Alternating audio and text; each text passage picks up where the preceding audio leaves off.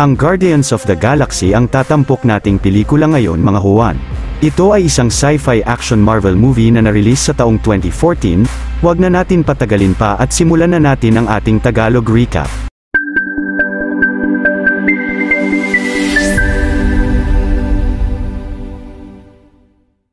Sa taong 1988 sa Earth, ang batang si Peter Quill na nakikinig sa kanyang Walkman ay kinausap ng lolo niya na si Jason upang dalhin siya sa kanyang ina na si Meredith na malapit nang mamatay sa malalang cancer. Binigyan ni Meredith si Peter ng regalo at sinabing buksan ito pag wala na siya. Pagkatapos ay nasabi niya kay Peter na kamukha niya ang ama niya na parang isang anghel na may katawan ng purong liwanag. Pinapahawak ni Meredith kay Peter ang kamay niya pero tumanggi ang bata dahil ayaw niya pang magpaalam sa kanya. Subalit nawalan na ng buhay si Meredith at nagwala roon si Peter kaya't nilabas muna siya ng lolo niya ng silid. Dahil naman hindi matanggap ni Peter ang pagkawala ng ina ay tumakbo siya palabas ng ospital at biglang may lumitaw na spaceship sa itaas niya at kinuha siya. Makalipas ang 26 years sa planetang Morag na isang abandonadong mundo, si Peter Quill na ngayon ay may codename na si Star-Lord ay ginamit ang device niya upang hanapin roon ang isang pinaka-rare na bagay sa kalawakan. Habang naghahanap ay ginamit naman niya rito ang dati niyang Walkman na ang cassette ay may pangalang Awesome Mix Volume 1, nakinig siya ng mga paborito niyang musika sa Walkman habang sumasayaw sa daan, hanggang sa natuntun na niya ang Ancient Temple na isa palang vault kung saan nakatago ang sobrang rare na item na ang orb. Gumamit si Peter ng magnetic device upang makuha ang orb sa laser protection nito. Subalit dumating na roon ang mga Necrocraft ship ni Korath the Pursuer na nadatnan si Peter sa templo. Agad na sumuko at binigay niya ang orb kina Korath at sinabing isa lang siyang kolektor na mga mapapakinabangang bagay. Pero hindi naniwala sa kanya si Korath dahil sa suot niyang Ravager suit at plano siyang dalhin sa master niya na si Ronan. Pero ang Star-Lord ay binaril si Korath at inatake ang mga Sikaran soldiers niya. Pagkatapos ay dala ang orb ay mabilis na umalis roon ang bida. Hinagisa naman niya ng magnetic device ang iba pang mga kasamahan ni Korath sa labas at sumakay na siya sa kanyang Milano ship. Gamit ang kanya ni Korath ay inatake nila si Peter pero naiwasan niya ito. Subalit biglang humampas sa ship niya ang malakas na pressurized na tubig ng planeta pero nagawang pigilan ni Peter ang pagiging unstable ng sasakyan niya na malapit nang bumagsak roon. Matagumpay na nakatakas si Peter kina Korath ngunit lumabas sa ilalim ng ship niya ang babaeng si Berit na nakalimutan ni Peter na nandoon pala ito. Maya-maya ay tinawagan si Peter ng leader nila na si Yondu Udonta at hinahanap siya nito sa Morag para sa orb. Ngunit ayaw sabihin ni Peter kung nasaan siya at inis na nasabi ni Yondu na noong kinuha niya siya sa Earth ay gusto na siyang kainin ng mga kasamahan nila pero pinigilan niya ang mga ito upang iligtas siya. Galit na napagdesisyonan naman ni Yondu na lagyan ng 40,000 units na bounty si Peter pero gusto niyang dalhin sa kanya siya ng buhay upang patayin niya siya mismo gamit ang kanyang Yucca Arrow.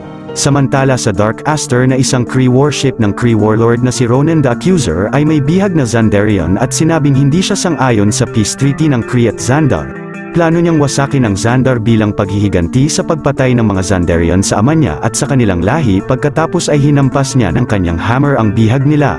Ilang saglit ay dumating na sa Dark Aster sina Korath at ni-report kay Ronan na kinuha sa kanila ng outlaw na si Star-Lord ang orb.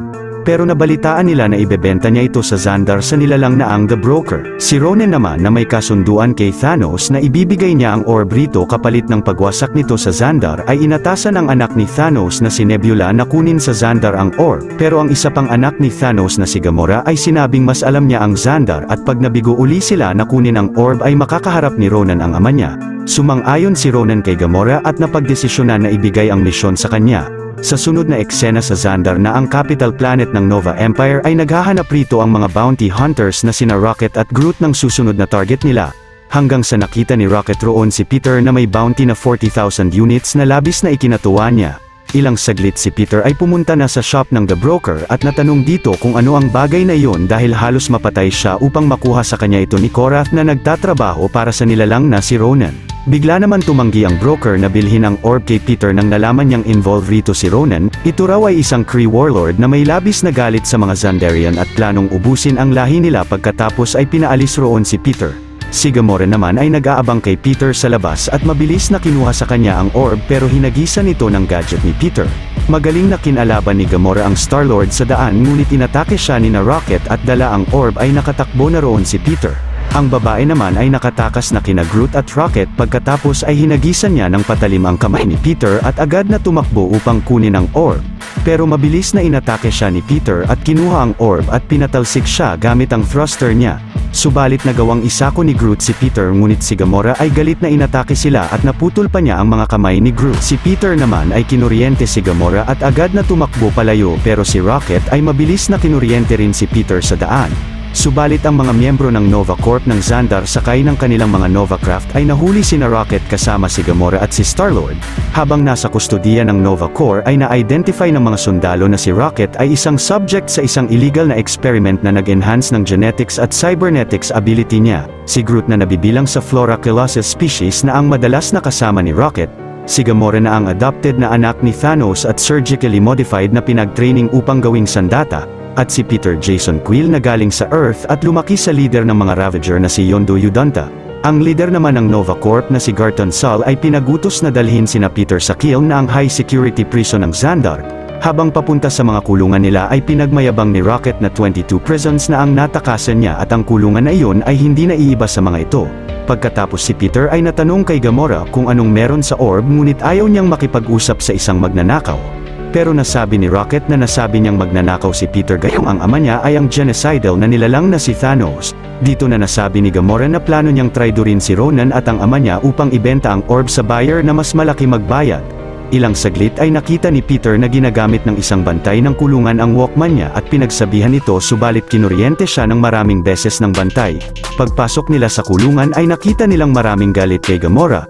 Pinaliwanag ni Rocket na dahil karamihan sa mga preso roon ay namatayan ng pamilya kay Ronan at kay Thanos, may isang mayabang na preso naman na pinagbantaan si Peter pero si Groot ay inangat ito mula sa ilong ng napakadali. Pagkatapos ay matapang na sinabi ni Rocket sa lahat ng preso roon na walang kakalaban sa kanila kundi ay matitikman nila ang galit ng kanilang kasamahan na si Groot. Nang nakapasok na si Gamora sa cell niya ay masamang nakatingin sa kanya sa di kalayuan si Drax the Destroyer.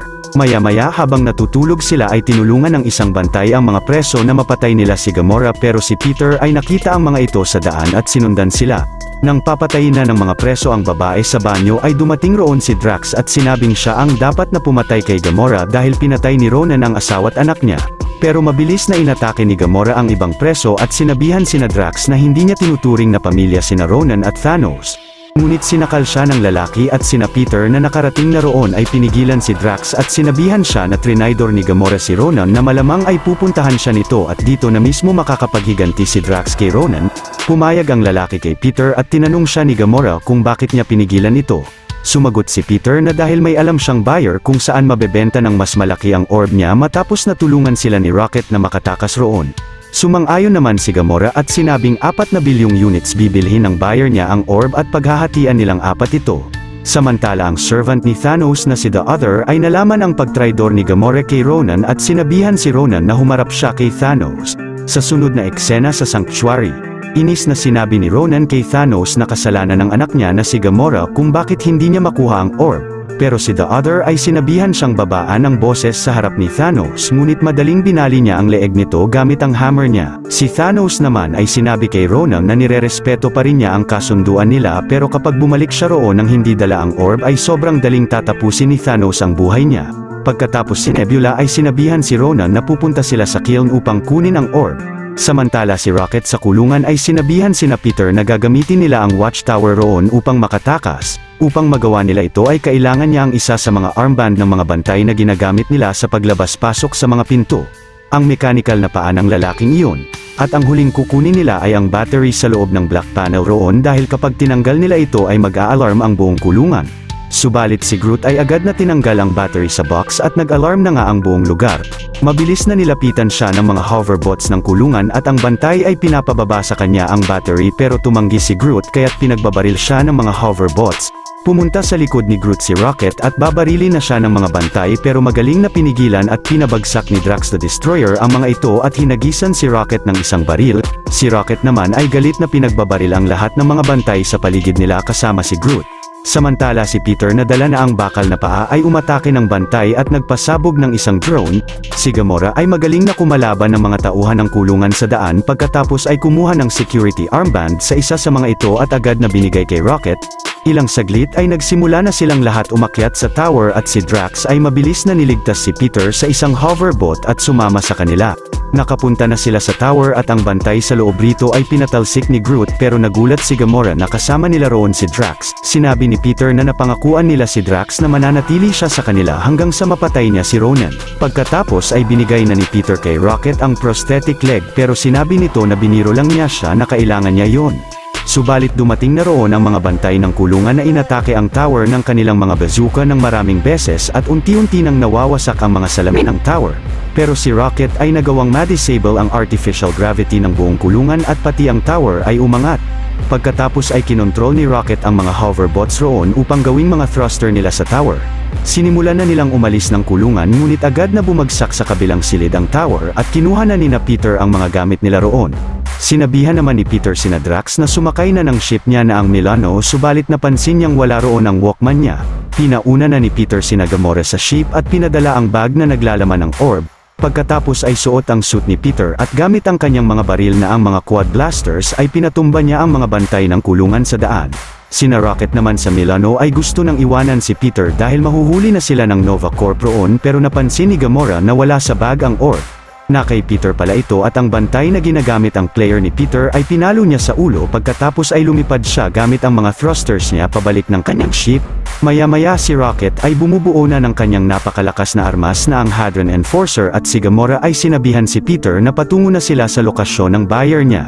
Sa sunod na eksena sina Ronan ay nakarating na sa kiln at inatake ng mga Sakaran soldiers niya rito ang mga bantay at mga preso pero hindi nila mahanap sina Gamora at ang orb. Sa kasalukuyan na iyon si Yondu at ang kanang kamay niya na si Kraglin ay pumunta sa shop ng broker at tinanong rito kung sino ang buyer niya ng orb.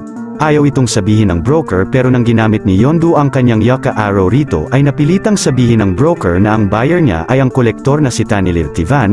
Hindi nagtagal ay narating na nina Peter ang maliit na planeta na ang Nowhere na ang putol na ulo ng isang celestial being. Nandoon raw ang buyer ni Gamora pero walang umiiral ritong batas kaya't kailangan nilang mag-ingat. Nakwento ni Gamora na ilang daang taon na ang nakalipas, si Tivan ay nagpadala ng mga trabahador roon upang mangolekta ng mga vital organ ng celestial na sobrang rare na mga item sa buong kalawakan at may sobrang taas na halaga pero isang iligal na gawain nito kaya't ang planeta na iyon ay naging kuta ng mga tulisan. Kailangan pa raw muna nila maghintay roon upang patawag sila ng buyer niya sa servant nito. Dahil rito si Drax at sina Rocket ay uminom at nagsugal muna sa kalapit na kasino. Habang sina Peter ay naghihintay sa tabi ay natanong ni Gamora sa kanya kung bakit sobrang importante ng cassette player niya. Nasagot ni Peter na galing ito sa ina niya noon sa Earth bago siya mamatay pagkatapos ay sinuot niya kay Gamora ang headset nito. Nagustuhan ng babae ang musika at si Peter ay dahan-dahang hinawakan ang kamay niya at hahalikan na. Pero mabilis na pinigilan siya ni Gamora at sinabing hindi niya siya maloloko. Subalit sina Drax ay nag-aaway na sa pasugalan na nakita ni Peter mula sa labas. Agad na pinigilan naman ni Gamora at Peter sina Drax at Rocket roon. Sa kalasingan ay galit na nasabi ni Rocket na dahil tinawag siyang vermin at rodent ni Drax at Gamora na malamang ay pinagtatawanan pa nila siya ay gusto na niyang barilin sila. Pero sinabi sa kanya ni Peter na pagtiisan niya muna sina Drax kahit isang gabi dahil magiging mayaman na sila pag nabenta na roon ang orb. Subalit si Drax ay inis na sinabing malayo na ang nilakbay nila pero hindi pa nila nakakaharap si Ronan kaya't naisipan niyang kumalas na sa grupo. Paglabas ni Drax ay nakakita siya ng communication center roon at sinabihan ang operator dito na magpadala ng mensahe kay Ronan, pero ang servant ni Tivan na si Karina ay tinawag na sina Gamora at dinala sa museum kung nasaan ang mga koleksyon ni Tivan ng mga rare na item at mga rare na nilalang. Pagkatapos ay nakaharap nila rito ang kolektor na si Tanilir Tivan. Si Peter naman ay inabot na sa kolektor ang orb at habang binubuksan ito ay sinabi niya na bago pa ang pagkalikha ng lahat ay meron ng mga Infinity Stones at isa na ang nasa loob ng orb na iyon na ang Power Stone. Ginagamit ito ng mga makapangyarihang nilalang na kayang makawasak ng mundo ng napakadali. Labis na namangha naman si Tivan na makita ang Power Stone sa orb pero natukso ang servant niya sa kapangyarihan nito. Nang babayaran ng kolektor sina Gamora ay sinabi ni Karina na ayaw na niyang maging alipin at hinawakan ang Power Stone na mabilis na kinawasak ng buong katawan niya pati na ng lahat ng mga koleksyon ni Tivan sa loob ng museum. Habang sina Peter ay nag-cover sa isang sulok at si Groot dala si Rocket ay mabilis na tumakbo palabas ng gusali at kamuntika na silang maabutan ng pagsabog. Agad na kinuha roon ni Gamora ang orb at paglabas nila ay sinabi niya kina Peter na kailangan nilang dalhin ito sa Xandar upang protektahan roon ang Nova Corp. Subalit si Drax ay labis na natuwa na dumating na sa Nowhere ang hukbo ng mga necrocraft ni Ronan, subalit dumating na rin roon sina Yondu. Mabilis na sumakay sina Rocket at sina Gamora sa mga mining pods ng mga trabahador roon, ngunit hinabol sila ni Nebula kasama ng mga sundalo ni Ronan. Sa kasalukuyan na iyon ay buong lakas na kinalaban ni Drax si Ronan upang makapaghiganti rito, subalit madaling nagugulpi siya ng kalaban. Si Gamora naman ay nagawang makapagpasabog ng isang necrocraft ni Nebula at si Rocket ay binangga ang iba pang mga sasakyan ng mga kalaban at winasak ang mga ito dahil ang mga mining pod pala na sinasakyan nila ay sobrang tibay at industrial grade. Ilang saglit si Peter ay naisipan na ipasok ang pod niya sa isang ship ng kalaban at ginamit ito upang umatake ng mga ship ng tauhan ni Ronan. Si Gamora ay patuloy na lumipad palayo sa mga kalaban, subalit nahihirapan siyang makabalik sa kanilang ship sa dami ng mga kalaban na humahabol at umaatake sa kanya, hanggang sa naisipan niyang lumabas ng Nowhere at sinundan siya ni Peter at Rocket. Ngunit si Nebula ay nagawa siyang atakihin rito na kinasabog ng mining pod niya at agad na kinuha ang orb sa kanya at umalis roon. Sinabihan ni Rocket si Peter na hindi nila siya maliligtas dahil isa lang ang kasya sa pod nila. Pero si Peter ay kinontak si Yondu at sinabi rito ang coordinate niya upang magpahuli sa kanila. Pagkatapos ay pinuntahan ni Peter si Gamora upang isuot sa kanya ang kanyang helmet at dumating na agad roon ang grupo ng mga Ravagers ni Yondu at pinasok sina Peter sa Eclector ship nila. Samantala si Ronan ay tinapon si Drax sa spinal fluid ng Celestial roon at sumakay na ng ship nila. Maya-maya si Rocket ay bumalik na ng Nowhere at nakitang ni-revive ni Groot si Drax. Ngunit labis na nagalit si Rocket sa ginawa ni Drax at inamin naman ng lalaki ang pagkakamali niya dahil nabulag raw siya sa galit at paghihiganti. Si Groot naman na nagsalita ng I am Groot ay naintindihan ni Rocket na gusto nitong iligtas sina Peter dahil sila lang ang mga kaibigan nila. Sinang-ayunan siya ni Drax at kahit ayaw ni Rocket ay napilitan siyang pumayag sa kanila. Sa sunod na eksena si Ronan ay kinontak si Thanos upang sabihin na nasa kanila na ang orb. Ngunit dahil nalaman niya na naglalaman ito ng Infinity Stone ay kinuha niya ang bato sa orb at nilagay sa kanyang hammer na ang Cosmi Rod. Galit na sinabi niya kay Thanos na siya na mismo ang wawasak sa Xandar at pagkatapos nito ay papatayin niya siya. Si Nebula naman ay nasabi kay Ronan na kapag napatay niya ang kanyang ama ay tutulungan niya siyang makapagwasak pa ng ilang libong planeta. Sa kasalukuyang iyon ay ginulpi ni Yondu si Peter sa pagtraidor niya sa kanya at pagkuha ng orb sa pansariling interes lang. Pagkatapos ay napagdesisyonan ni Yondu na tapusin na si Peter gamit ang kanyang Yaka Arrow. Pero sinabi ni Peter na magagawa nilang makuha ang orb kina Ronan dahil si Gamora ay alam ang mga ship at army nito. Pagkatapos ay mabebenta na ito ni Yondu sa bilyon-bilyong halaga. Sumang-ayon rito si Yondu pero napansin nila sa labas sina Rocket na handang umatake gamit ang kanyang Hadron Enforcer na nakay Drax upang kunin sina Peter sa kanila. Pero si Peter ay sinabihan si Rocket na ayos na sila sa ship ni Yondu.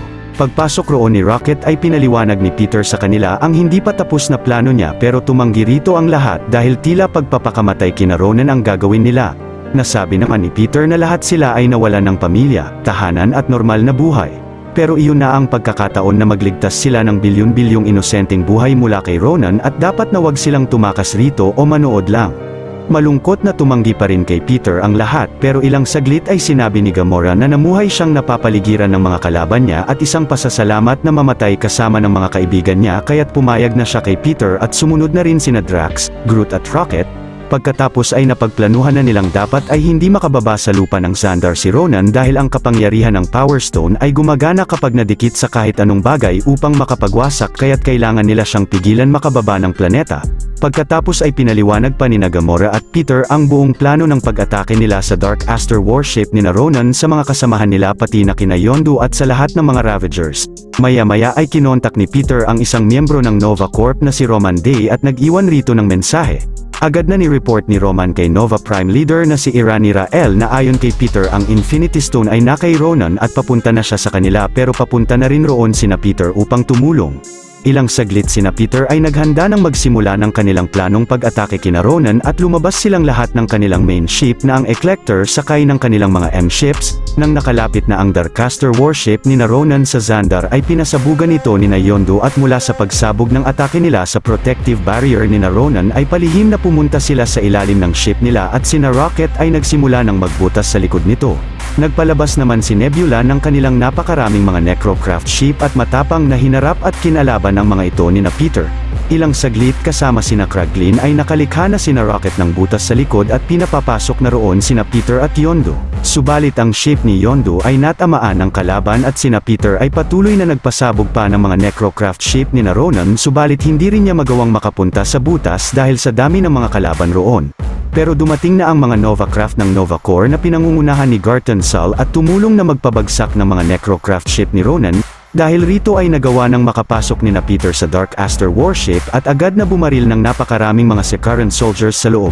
Maya-maya ang Nova Prime ay sinabihan ang lahat ng kanilang mga Nova Corps pilots na bumuo ng protective barrier formation sa Dark Aster warship upang pigilan itong makababa sa lupa. Sina Peter naman ay naglakad na papasok sa loob ng ship at dahil sobrang dilim roon ay nagpalabas si Groot ng napakaraming mga bioluminescent spore na nagkalat ng liwanag sa paligid. Biglang nagpakita sa kanila si Nebula pero pinasabugan ito ni Drax ng rocket launcher at naghiwalay na sila ng daan. Ngunit si Nebula ay bumangon pa rin at inayos ang mga nasirang parte ng katawan niya at inatake si Gamora upang pigilan siyang i-disable ang power source ng security system ng ship. Sa sunod na eksena ang ship ni Yondu ay bumagsak na sa Xandar at agad na napaligiran siya ng mga Sicaran soldiers, pero si Yondu ay habang sumisipol ay sobrang dali niyang napabagsak ang lahat ng mga sundalo na ito roon gamit ang kanyang Yaka Arrow.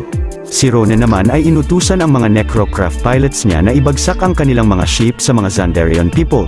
Pero sina Rocket ay agad tumulong pasabugin ang mga ito sa ere at pigilan na bumagsak sa mga Xandarian. Ilang saglit sina Peter ay nakaharap sa loob ng Dark Aster sina Korath the Pursuer at magaling na kinalaban at pinatumba nila ang mga kasamahang Sicaran soldiers nito kasama ni Drax at Groot, habang si Gamora sa kabilang parte ng ship ay nakikipaglaban pa rin sa kapatid niya. Hindi nagtagal sina Drax at Korath naman ang nagtuos at dahil sa lakas at galing makipaglaban ni Drax ay napabagsak niya si Korath. Marami pang dumating na Sicaran soldiers roon pero gamit ang abilidad ni Groot ay madali niyang napabagsak ang mga ito sa daan ng mag-isa. Maya-maya si Ronan ay napagdesisyonan ng gamitin ang kapangyarihan ng kanyang Power Stone sa mga Novacraft pilots na kinamatay ng lahat ng mga ito kasama si Garton Sull. Sina Peter sa loob ay nakikipaglaban pa rin sa mga sundalo ni Ronan pati na si Gamora kay Nebula. Hanggang sa napatalsik ito ni Gamora sa butas ng ship at sinabihan na makipagtulungan sa kanila. Pero si Nebula ay pinutol ang kamay at sumakay sa isang M-ship ng mga Ravager. Si Gamora naman ay na-disable na ang security system at napuntahan si Ronan sa flight deck ng ship. Si Peter ay agad na ginamit rito ang Hadron Enforcer nila subalit walang talab ito kay Ronan dahil sa Power Stone na nasa kanya. Pagkatapos ay pinatalsik niya sina Peter pero si Drax ay matapang na sinugod agad si Ronan at biglang binagsak roon ni Rocket ang Milano ship nila. Dahil rito ang Dark Aster warship ay pabagsak na ng Xandar at si Groot ay dahan-dahang pinalibot ang lahat ng mga sanga niya kina Peter upang ibuwis ang buhay niya at maligtas silang lahat sa pagbagsak ng ship. Ilang saglit ay bumagsak na ang Dark Aster sa gitna ng syudad ng Xandar. At lumabas rito si Ronan na sinigaw sa lahat ng Xandarian roon na wawasakin na niya ang planeta nila. Pero si Rocket ay binuo muli ang Hadron Enforcer niya at nang wawasakin na ni Ronan ang Xandar ay biglang sumayaw si Peter sa harap niya upang madistract siya at sina Drax ay mabilis na winasak ang hammer ni Ronan. Si Peter naman ay agad na kinuha sa ere ang Power Stone ngunit dahil sa sobrang lakas ng kapangyarihan nito ay halos mawasak ang katawan niya. Pinahawak sa kanya ni Gamora ang kamay niya at dumaloy rin sa babae ang kapangyarihan ng Power Stone. Pati sina Drax at Rocket ay pinadaloy na rin sa katawan nila ang enerhiya ng bato. Dahil rito ay nakontrol na nina Peter ang kapangyarihan ng Power Stone at gamit ito ay tinapos na nila si Ronan the Accuser ng napakadali. Si Gamora ay agad na nilagay ang bato sa ginawa nilang orb. Ngunit pinuntahan na sila roon ni Yondu upang kunin ang orb kaya't napilitan si Peter na ibigay ito sa kanila. Si Yondu naman ay tuwang-tuwa na mapa sa kanila ang orb at umalis na roon. Pero sinabi ni Peter na iba ang nasa loob ng orb na binigay niya kina Yondu at si Rocket ay nagtabi ng maliit na sanga ni Groot. Maya-maya sa headquarter ng Nova Corp ay pinaliwanag ng Nova Prime na ang dahilan kung bakit nagawa ni Peter mahawakan ang Power Stone ng hindi namamatay ay dahil hindi siya 100% na tao sapagkat nalaman nila na ang ama niya ay isang makapangyarihang ancient na nilalang. Pagkatapos ay pinakita ni Roman de kina Peter ang kanilang Milano na nagawa nilang ayusin bilang pasasalamat sa kanila. Nasabi pa ni Roman na ang kanilang mga criminal records ay na-expunge na o binura na nila. Pagsakay ni Peter sa Milano ay binuksan na niya ang regalo ng ina niya noon na naglalaman ng cassette na may pangalang Awesome Mix Volume 2 at isang liham at lumalabas rito na dati pa siyang tinatawag na Star-Lord ng ina niya. Samantala ang Power Stone ay tinabi na ng Nova Prime habang si Yondu sa ship nila ay binuksan ang orb na may laman palang troll doll. tinanim naman ni Rocket ang sanga ni Groot sa isang paso at nagpatuloy silang naglakbay sa kalawakan. Sa mid-credit scene, habang paunti-unting lumalaki si Baby Groot kasama si Drax ay sumasayaw siya sa tugtog ni Peter. Sa post-credit scene, si Tivan na nagtamo ng mga sugat sa pagsabog ay dinilaan ng asong si Cosmo habang umiinom ng alak kasama si Howard the Duck. Dito na natatapos ang malupit na istorya ng pelikula. Kung natuwa at nagustuhan nyo ang ating tinampok na pelikula ngayong araw ay maaari nyo rin panoorin ang iba pang mga Tagalog recaps natin sa main page ng ating channel, at syempre huwag nyong kalimutan na mag-like, subscribe at mag-hit ng notification bell dahil marami pa tayong tatampok na exciting na mga pelikula sa mga susunod na linggo. See you on the next one mga Juan.